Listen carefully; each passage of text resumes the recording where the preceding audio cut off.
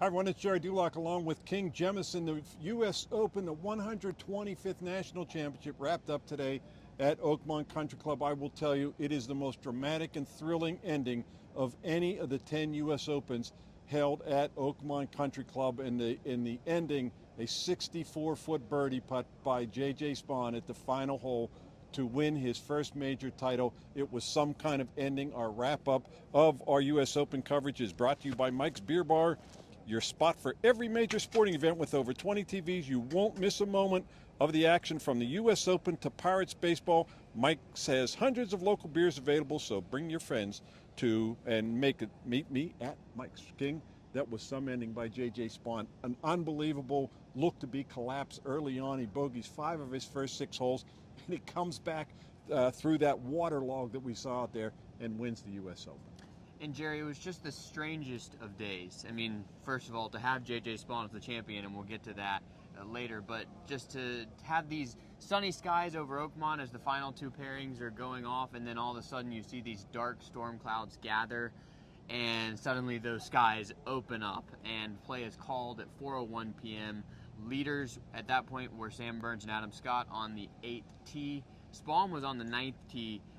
Did you think play was going to continue, seeing some of the ponding that was happening on the greens and fairways? I'll tell you what, I was surprised that they did, but the good news was the heavy rain stopped, and the best news, there was no lightning in the area, because the minute there would have been electricity in the air, they would have stopped play, and then we would be here tomorrow morning. But you're right, and from that moment on, that 96-minute rain delay, Sam Burns was never the same. He played the last 11 holes in 6 over par. Adam Scott was never the same. He played those last 10 holes in 5 bogeys and a double bogey. And the guy who weathered that storm, no pun intended, was J.J. Spaun. He changed his outfit. He changed his clothes during the delay. He came back. He reset himself, and he birdies 3 of the last 5 holes.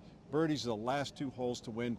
The last person to do that at Oakmont to win the U.S. Open, Ben Hogan, 72 years ago. So it was quite the dramatic finish. That's why I said that moment was probably the most thrilling Open ending at Oakmont Country Club. And for months in the lead up, both USGA and Oakmont officials were talking about how they wanted firm and fast conditions. And they had them for those first couple days, at least close to those ideal scoring conditions. It was really challenging players. Things were a little bit easier yesterday, and for maybe the start of today's play, and then you get this torrential downpour, and the course is completely different, and the conditions were, according to at least Adam Scott's words, borderline unplayable, and right. I think that's a fair comment. Yep. But somehow the soggiest version of Oakmont was the hardest one we saw yet. And J.J. Spaun finishes as the only player under par, 1 under 279. And Robert McIntyre is sitting in the clubhouse. He's at 1 under par. He's at 1 over par, and he's thinking, okay, maybe if J.J. Spaun bogeys 18, there's a Monday playoff. And then, you know, his approach was on the left side of the green. The pin is over on the right. It's the typical Sunday pin position at Oakmont, and he drains that 64-footer. He saw Victor Hovland's line a little bit earlier. He said that helped him with the pace. He kind of knew the line. And nobody expected that to go in, and when it went in, he said it was like a storybook fairytale ending, and it was. It's his first major championship. He won only 1 time on the PGA Tour, a near miss early this year in April, lost in a playoff to Rory McIlroy at the Players Championship. And J.J. Spaun, he made so few mistakes in round 1 and round 3, and then he comes out with all those bogeys, 5 in the first 6 holes, and you're like, wow, you never expected that, just as you never expected him to come back and win. No, it never seemed like a probable victory. Obviously, if we'd said at the beginning of the week J.J. Spaun was going to be U.S. Open champion, I don't think you would have believed us.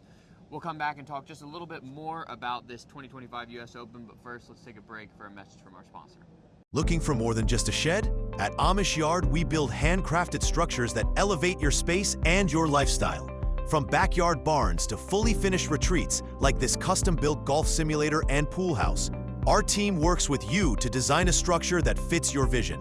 Every detail is thoughtfully designed and built with precision, using the highest quality materials available. Call today to discuss a customized quote. Built to last. Built with care. Built by Amish Yard. Coming back with the Pittsburgh Post-Gazette final U.S. Open recap. Gerry, J.J. Spaun talked about how things were just completely unraveling for him, and then he has this opportunity to have a break and comes back out and he's a different player. Why did you think other players were not able to do the same? What did you see from players struggling to adjust to the new soggy Oakmont? Yeah, and I don't know. I don't know why he handled it and the others didn't. You know, G.J. Spaun's talked about this. He's had some bad breaks throughout his life. He's persevered. He's 34 years old, not as old as Adam Scott, who was 44. Adam Scott was trying to become the first player in history to go 12 years between major titles. He won the 13 Masters.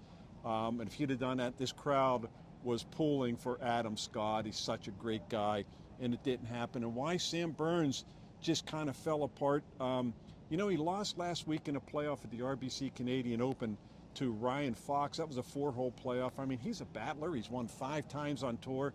I just didn't see that happening, and yet he completely fell apart. You know, he asked for a ruling, I believe, on 15 because of the conditions in the fairway. And yeah, it was very soggy out there, but didn't bother J.J. Spaun. 3 birdies in the last 5 holes, and again 2 back-to-back birdies to finish. Pretty good stuff. And he talked about kind of a crazy way his day started with his daughter being sick overnight. Right. He's driving to CVS.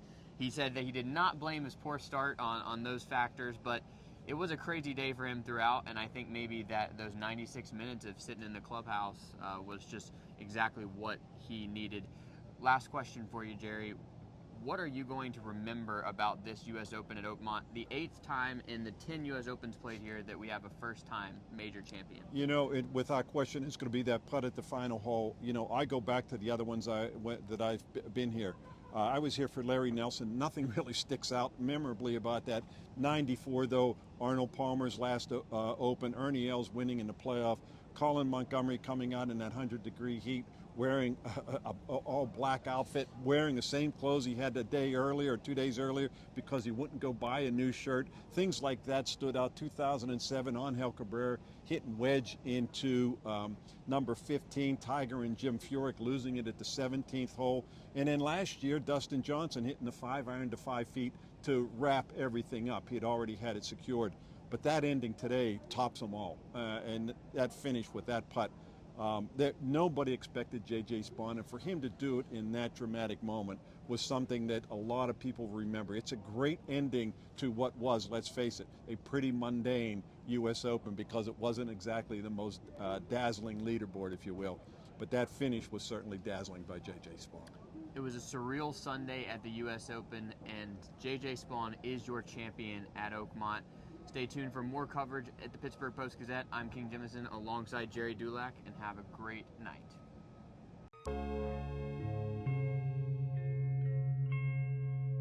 Thank you for checking out this content from Post-Gazette Sports. If you watch this video on YouTube, please like the video and subscribe to our channel. For all of the sports coverage the Post-Gazette has to offer, visit post-gazette.com.